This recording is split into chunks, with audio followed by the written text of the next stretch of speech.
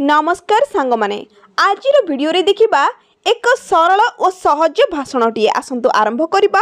सम्माननीय सभापति महोदय, पूज्य गुरुजी और गुरुमा वृंद, एठारे उपस्थित मोर सान बड़ भाई और भौणी माने एवं अतिथि अभ्यगण, आज एही पवित्र स्वाधीनता दिवस रे मते किछि कहिबार सुजोग मिलिथिबारु मो निजको धन्य मने करूछि।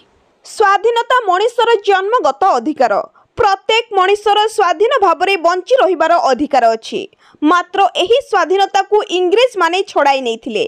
सुजला सुफला शस्य श्यामला वीर प्रसिबिनी स्वर्ण पशु भारत माँ अनेक वर्ष धरी पराधीन होई रहिथिला। एकतार अभाव जोगु आम मातृभूमि भारत वर्ष बहु काल धरी इंग्रेज मानक कबल रे रहिथिला। आम देश भारत पराधीन श्रृंखल रे बांधी होई बहु कष्ट और जंत्रणा सह्य करुथिले।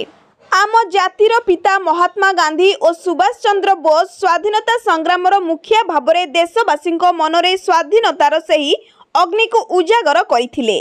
एहार फल सदृश सही स्वाधीनतार आंदोलन रे शह शह देशवासी भाग नैथिले।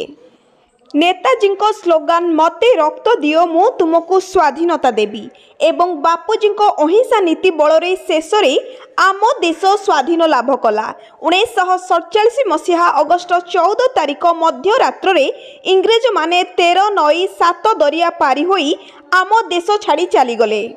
1947 मसीहा अगस्ट 15 तारिख दिन भारतवासी 3 रंग विशिष्ट जातीय पताका आकाश में फरफर करी उड़ाइले।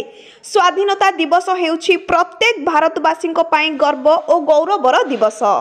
संग्राम चिन्ह को डरी पलाइले देश को इंग्रेज जाति, सेही दिन ठारू इंग्रेज शासन पाइछि ए देश मुक्ति।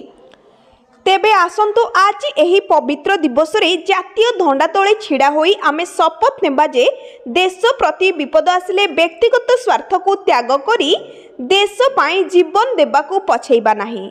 मु एतिकी कही मोर वक्तव्य शेष करूछि। जय हिंद, जय भारत, भारत माता की जय। आजरो एही भिडियोटी आपण मानकु भल लागिथिले भिडियोटी को लाइक कर दियंतु। भिडियोटी को शेष पर्यंत देखंतु। चैनल को सब्सक्राइब करी बेल आइकन को क्लिक कर दियंतु। रहुछि जय जगन्नाथ।